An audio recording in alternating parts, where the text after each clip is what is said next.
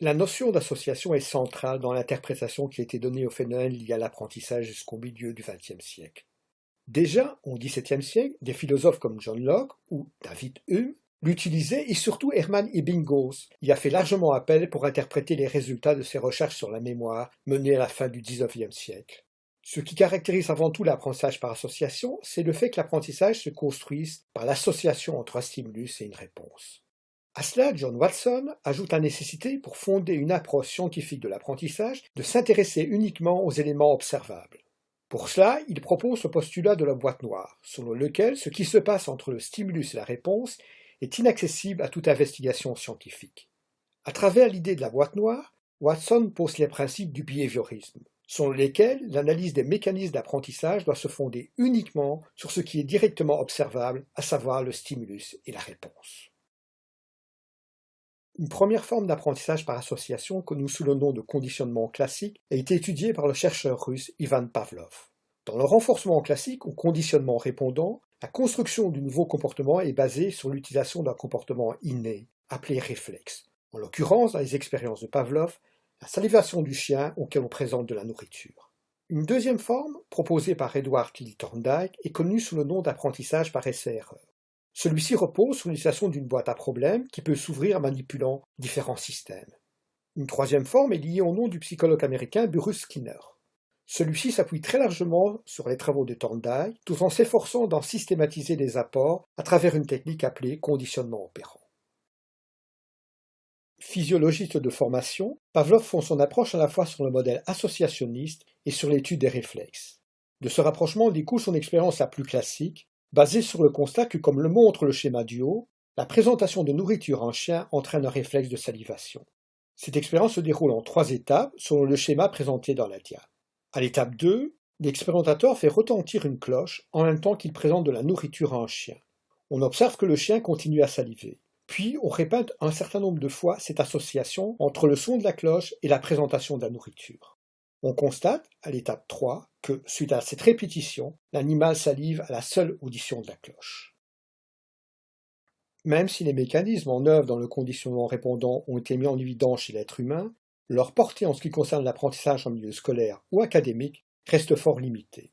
Par contre, les principes du conditionnement classique ont été utilisés avec succès pour traiter différentes formes de problèmes psychologiques, relevant notamment des phobies, comme la peur des araignées ou des espaces publics, par des techniques dites de déconditionnement ou de désensibilisation. Le conditionnement classique permet également d'expliquer certains comportements sociaux sur lesquels s'appuie notamment la publicité.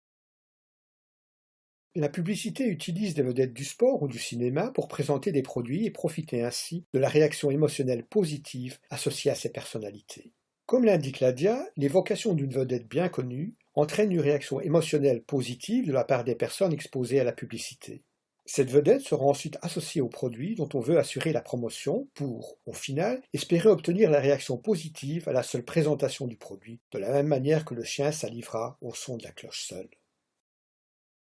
Les travaux de Thorndike ont très fortement marqué la première moitié du XXe siècle, par le caractère essentiellement expérimental de la démarche qui a été mise en œuvre, et l'adhésion au principe du behaviorisme, même si certains aspects de son modèle ont par la suite été l'objet de critiques de la part des behavioristes les plus radicaux.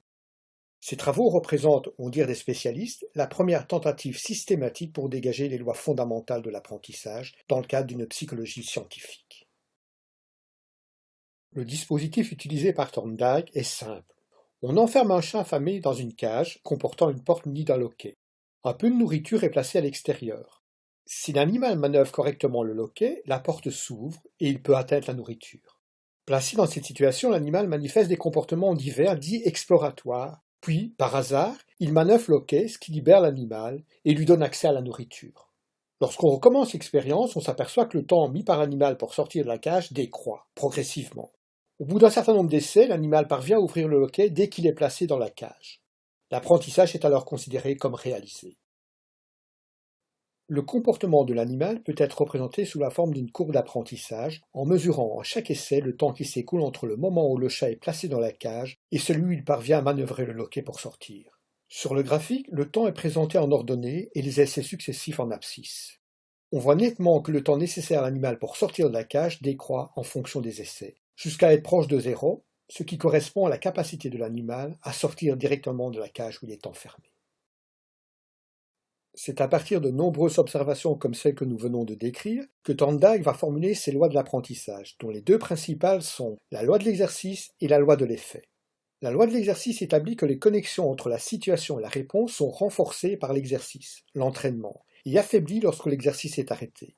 Le renforcement des connexions entre une situation, la cage dans laquelle se trouve l'animal, et la réponse, la manipulation adéquate du loquet, conduit à une augmentation de la fréquence d'apparition de la réponse correcte. La loi de l'effet, pour sa part, met en évidence qu'une connexion est renforcée ou affaiblie par l'effet de ses conséquences. Si la connexion situation-réponse est suivie d'un état de satisfaction du sujet, c'est-à-dire une récompense, elle est renforcée. S'il est suivi d'un état non satisfaisant, une punition, elle est affaiblie. Par exemple, l'animal qui, suite à une manipulation du loquet, pourra sortir de la cage, aura tendance à répéter la même manipulation lorsqu'il se retrouvera dans la même situation, c'est-à-dire enfermé dans une cage. Thorndike insiste beaucoup, comme le fera Skinner par la suite, sur le fait que pour qu'un apprentissage puisse se réaliser, il est essentiel que l'animal soit actif. Au départ, il procède par une série d'essais infructueux, puis par la suite sa conduite s'affine pour éliminer progressivement les comportements les moins efficaces et aboutir de plus en plus rapidement à une solution. Thorndike désigne cette forme d'apprentissage par l'expression « apprentissage par essai-erreur ». Comme l'illustrent les deux vignettes de bande dessinée présentées, l'essai-erreur est également très largement présent dans l'apprentissage humain. L'enfant essaie d'abord sans succès d'introduire la forme dans le trou inadéquat, puis passe à un autre trou où cette forme entre plus aisément. Par la suite, on peut penser que l'enfant trouvera directement l'emboîtement à réaliser. Oui, professeur de Pover, je vois maintenant l'importance de ces lois, mais ces résultats ont été obtenus dans le cadre de recherches sur l'animal. Sont-elles valables pour autant en ce qui concerne l'apprentissage humain? La remarque est pertinente, et c'est d'ailleurs une des principales difficultés de la méthodologie de recherche mise en place par les behavioristes. En effet, l'application des recherches que nous venons d'évoquer à l'apprentissage humain repose sur l'hypothèse issue des travaux de Charles Darwin, et fort en vogue à l'époque, de la continuité des espèces entre l'animal et l'homme. Sur cette base, il est apparu normal à ces chercheurs d'accepter l'idée que les phénomènes expliquant le comportement animal peuvent aussi servir à comprendre le comportement humain. Mais concrètement, comment envisagez-vous l'application en classe des lois de l'apprentissage mises en évidence par Thorndike? Par exemple, Thorndike a proposé en 1922, dans un ouvrage intitulé La psychologie de l'arithmétique, un certain nombre d'exemples d'application de sa méthode à l'apprentissage chez l'homme. Pour cet auteur, l'enseignement d'une compétence repose sur une décomposition de celle-ci en ses composantes élémentaires. Ainsi, l'addition écrite de deux nombres, de deux chiffres, implique la maîtrise d'un certain nombre de compétences telles que aligner correctement les chiffres en colonne, additionner deux nombres d'un seul chiffre, réaliser le report à la dizaine.